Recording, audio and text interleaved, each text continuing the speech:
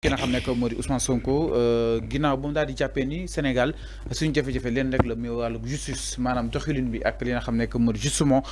son fonctionnement alors Ndeye Sow naka daal di jàngatee justement cette sortie bu Ousmane Sonko sur la justice da nga jàpp ne ko daal di fragiliser wala kon moo na waxee neneen nu dul noonu jëm si li nga xam ne que moo di magistrat yi parce que am na ñenn si ay magistrat selon Ousmane Sonko li ñuy xaar si ñoom defuñu ko benn yoon concrètement jëm seen doxalin. xam nga Amadou Ba barki démb TFM nee na dafa am magistrat yoo xam ne dañ leen di woo ne leen léegi ñu ne lan nga bëgg ñu jox la pour nga yàq dossier bi wala pour nga defar ko ñooñu ne kër ñii ne lii ñii ne mais nañu tudd turu ñooñu xam nga man dama naan xëy na Ousmane il a ses magistrats moo tax mu yaakaar ne ñeneen am nañ seeni magistrat Sonko waaw peut-être dafa am ay magistrat mu yaakaar ne ñeneen dañu am seeni magistrat xëy na looy def da ngay yaakaar ne ñeneen dañ koy def man looloo ko jàpp moom dafa yaakaar ne moom ñi muy jàppat ñi nga xam ne dañuy liggéey ndax moom wala dañuy def ndax moom parce que on a vu ci jugement bi moom Mame Mbaye Niang le Keita là nee nañ biir page Facebook am c'est un sympathisant de Pastef te moom na bëntuwul kon normalement si cette personne là était de bonne foi bu ñu ko joxee dossier Ousmane Sonko bi il devait pas prendre non munu bu la ko leeree ne moom c'est un sympathisant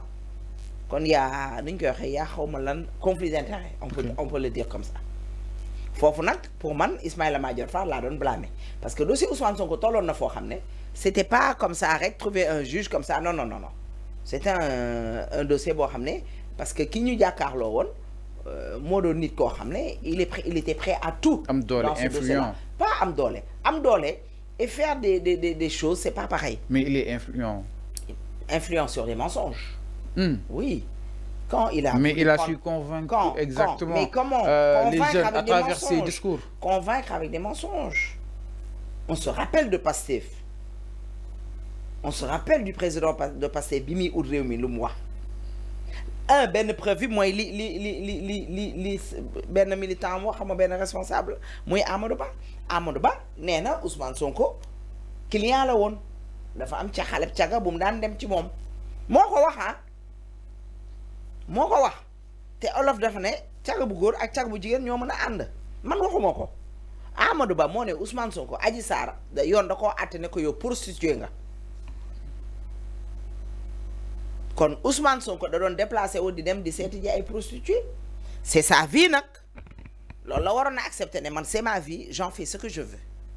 c'est sa vie il a droit d'aller voir les prostituées il a le droit d'aller faire des massages nit kese la am na ci droit mais jaru woon ay bakkanu doomu jaamur xanaa waxu Amadou Ba bi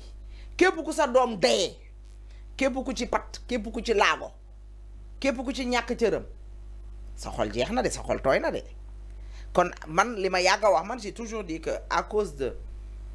des parties de jambes en l'air le pays est parti en truc comme ça. Mais Ndeye Sow est-ce que yéen a ngi discerner Ousmane Sonko opposant ak tey Ousmane Sonko institution buy incarner une partie des prérogatives exactement du président de la République. Là on parle d'une histoire boo xam ne quand bi muy xew Ousmane Sonko était le président de Pastef. Okay. Il était opposant. Donc Badara dafa wax histoire yooyu. non Badara non Ousmane Sonko premier ministre. waaw parce que histoire bi kii nettali Amadou Ba bi mu nettali. boobu c'était Ousmane Sonko bi mu nekk opposant non soxlawuñu opposant dañ ne bi Ousmane Sonko di nekk boobu jëlagul réew mi. Amadou Ba il parle de ce Ousmane Sonko là nee na Ousmane Sonko client prostitué la woon parce que Adji Sarr prostitué la woon moom moo ko wax on fait que répéter c'est dire. Et Moussa Badara Gadiaga n'a fait que répéter ses dires et il n'a même pas répété ses dires daf ne ko kon yow ça signifie que Ousmane Sonko client prostitué la woon mais attends non quand soyons de bonne foi quoi. Quand ce Amadou Ba ñu dit que Adji Sarr c'est une prostituée yoon dafa àtte parce que nee na ko waa ji da doon ñëw foofu ci yow. te dafa li mu wax noonu loi waxu ne Adji Sarr est une prostituée de dafa ne comme que Ousmane Sonko avait l'habitude d'aller là-bas kon maintenant ça devient corrupteur de la jeunesse kon moo lay won ne demu fa benn yoon demu fa ñaari yoon demu fa ñetti yoon waa léegi te viol amu fa waa léegi ba moom nee na waxul ne viol amul sax ba tey nit ñi ba tey dégluñu ko dafa ne par rapport a moom li mu dégg moom mënul wax ne viol dafa atte ko ci viol moom li mu préféré mooy atte ko ci corrupteur de la jeunesse. Alpha Ousseynou Gueye la xaw ma. Le médecin hôpital Idrissa Pouye la nekk. Adji Sarr ba Ousmane Sonko demee ba mu jooy ba sonn et tout woote téléphone ñu jël si ko yóbbu ko moom dafa ne dañ ko yóbbu hôpital pour Ousseynou Gueye de moo jël Adji Sarr yóbbu ko hôpital. nee na moom bi mu constaté si rapport bi le 3 février 2021 dafa ne absence de liaison vulvaire et existence de déchirure d'ancienne de hymen sur 3 heures. xam nga nag des fois ngeen baal ma yéen journalistes yi ak yenn Sénégalais dégguñu français wala duñu comprendre et man mi sax des fois je peux lii lay parce que man des fois ma timu ordonnance li ma jàng yëpp wala ma mën a lire du ma mën a lire ordonnance bi loolu ñëpp lay dal parce que ni ko médecin bi di écrit ils ont leur wax dafa ne ñu bëri dañ ne ils ont leur jargon ñu bëri dañ ne bu ñu déggee la déchirure ancienne de l'hymen xam nga lan mooy loolu xam nga déchirure ancienne de l'hymen xam nga hymen wala xamoo ko mooy lan non dañuy wax ak sénégalais maanaam ndaw Adji Sarr maanaam dañ koo xotti dañ koo dindi de Adji Sarr dañoo yegg ci kawam ancienneté bi mooy si 3 heures ci ginnaaw waxul 3 jours waxul 10 jours waxul 3 mois mën nañ ne ancienneté ci 1 heure de temps ancienneté si 2 heures de temps ancienneté si 3 heures de temps dafa ne liaison vulvaire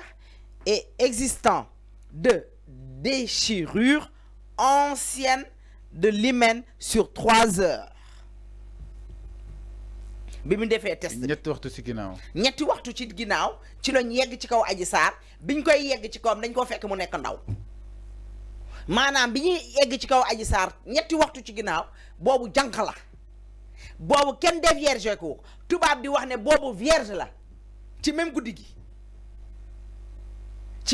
gi client bi nee nañ bi muy yegg ci kaw Adji Sarr fekk Adji Sarr jànq la ci même guddi gi Adji Sarr jànq la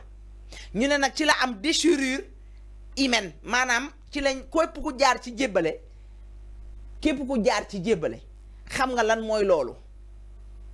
maanaam ci ñetti waxtu ci ginnaaw la ñu jël ndawu Adji Sarr ñetti waxtu ci ginnaaw loolu la ñu bind léegi nag ñetti waxtu ci ginnaaw Ndeye Khady ak jëkkëram nee nañ mennum Ousmane Sonko moo mujjee ci kër gi ndax bi Ousmane Sonko demee ci la ñu jël Adji Sarr yóbbu ko hôpital Ndeye Khady mu ne ak beneen xale bu jigéen bi ñu ne dégg nañ Adji Sarr def téléphone am main libre daan na leen daanu na xam nga loolu ay fen la mais ñoom li tax El Malick yaakaaroon ne jël Ndeye Khady dugal ko naan dafa bokk ca dil ba wala Ndeye Khady moo yoolee Ousmane Sonko parce que nit xalaatu nit rek la xalaat fàllu xalaatu nit la xalaat mooy dafa mënta comprendre Ndeye Khady yor lu bonam loolu ñëw ne Adji Sarr dégg na Adji Sarr ne waa ji daanu na waa léegi ba tey d'accord nañ nee nañ Adji Sarr kat fekk nañ ci moom ndox léegi nag ñu ne léegi nañ def test bi ndax trouvé nañ sperme ci biir Adji Sarr ñu jël sperme boobu jël ko juge bi téye ko ñu ne waa léegi Ousmane Sonko comme que yow ñetti waxtu ci ginnaaw yow yaa fa nekkoon yow kese fa dugg yow yaa fa sangu waa léegi ñëwal ñu xool ba xam ndox mi yaa ko moom c'était tellement simple sa diggante yàlla sa traay bàmmeel bu doon yow la doo dem ñu bu nekkee yow leer na la yow defoo doo dem xool ba xam ndox mi yaa ko moom su bëggee dafa su yaakaar ni dina dem di ko defar ay ndig sërëx ay piège dem ñu changé ko waaw bi gën a dee maa xam jàll bi gën a dee maa xam jàll nee na ko utal sa docteur na mu def ba def examen boobu muy piic ci kawam noonu ñu def examen ba ñu yóbbu ko defal ko seen bopp lu tax deful loolu liquide bi nga ko aspergé woon mais on voit une vidéo boo xam ne gis nañ ko muy aspergé wu ni te pourtant tëj nañ ci benn waay sax ne kooku moo doon aspergé mais bon c'est une vidéo que j'ai vue hier mais bon loolu c'est lui quoi moom kese la mais dama ne la ñi naan du joxe deret ak du joxe non c'est grave te boobu ndeysaan mun na tëflit rek nii tëflit karaw we yooyu rek dooyoon na ADN deex na bu ko jëloon léegi ñu xam ba xam moom la ba tey d'accord nañ nee na ko yow wóolu woo d'accord nañ mais jëlal lii nga yóbbu dem defar sa bopp ba tey foofu ndëkk sëra dafa yaam wala non damay laaj te nag yàlla nag ñi gëm yàlla rek la àndal nag ñi ko wóolu rek la àndal tey na la leer ne Ousmane Sonko bu nekkoon tey loolu sax état def na ko ndox ma moomu ko ñu bëgg koo dugal mënu nekk mais Ousmane Sonko n'a jamais daigné assister à ces répondre à ces convocations là wala mu ñëw taxaw tribunal layoo ak Adji Sarr léegi nag la justice lui wala yàlla may na ko occasion bi mooy corruption de la jeunesse bi tëb na contumace bi tëb na kon ça signifie corruption de la jeunesse day ànd ak contumace bi ndax nee na moom d'accordul kon àtte boobu te lii yëpp moo ñu ko yóbbee ndax bu wuyu si woon balaa may dee ñu ne convoqué wuñ ko dégg nga loolu yow du convocation ki ñuy wax le commissaire Adramé Sarr nee na moom dem na ba Ziguinchor ci këru Ousmane Sonko ba pour bañ ni mu mënee weddi wax na la am ci ginnaaw kër gaak ci alentour yeeg en face buntu kër geeg lépp décrire na ko pour wan la ne dem na ba ci Ousmane Sonko jox ko convocation Ousmane Sonko dégg nañ ko moom moo ko wax fekkee wuñ de moom moo ne bi lépp demee ba të man maa ne samay Adji Sarr nag samay avocat nag plutôt léegi xoolal maa samay Adji Sarr man maa ne samay avocat nag léegi na bàyyi leen maag yëf li ndax li ci des man mën naa koo gérer léegi nag nee na ci la tegu ci yoonu Casamance bi nee na bi muy dem tegu ci yoonu Ziguinchor bi waxul chauffeur am waxul garde corps am biñ demee ba tegu ci tali bi la ko soog a wax ne nañ leen directement Ziguinchor bi mu demee bu barricade wu jël ay doomi jàmbur encore une fois def leen bouclier comme ni mu defoon Sénégal ñoo am cette initiative boobu ñëw leen ne leen au lieu yow nga lijjanti sa àtte bopp nga ñëw nga ne leen nañ leen dem Ousmane àq yooyu nag moo koy dal nii moo tax il peut pas être heureux tu peux pas être le premier ministre du Sénégal et tu n'es pas heureux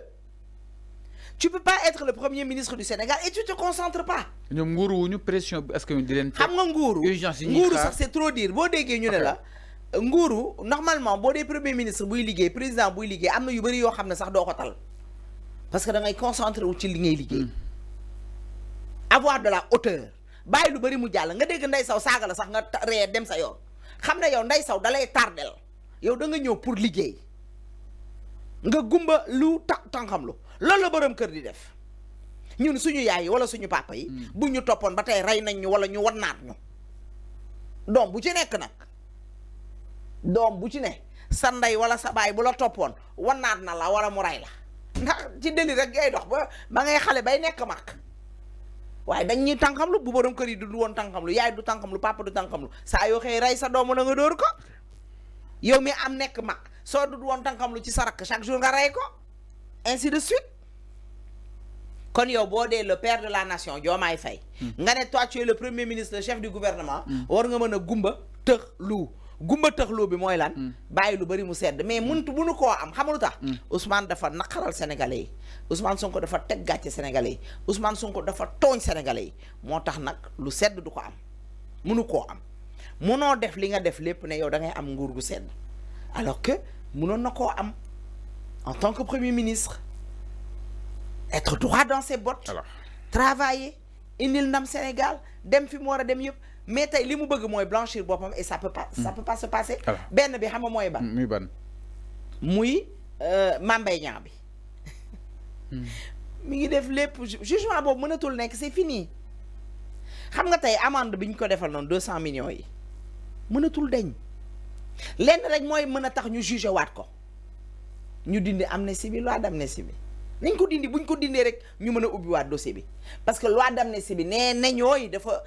kii bi da koo yóbbaale loi d'amnistie bi dafa yóbbaale diggante moom ak Mame Mbaye Niang waaye amende su amee non amende bi da cay des soxlu woon sax muy def rabat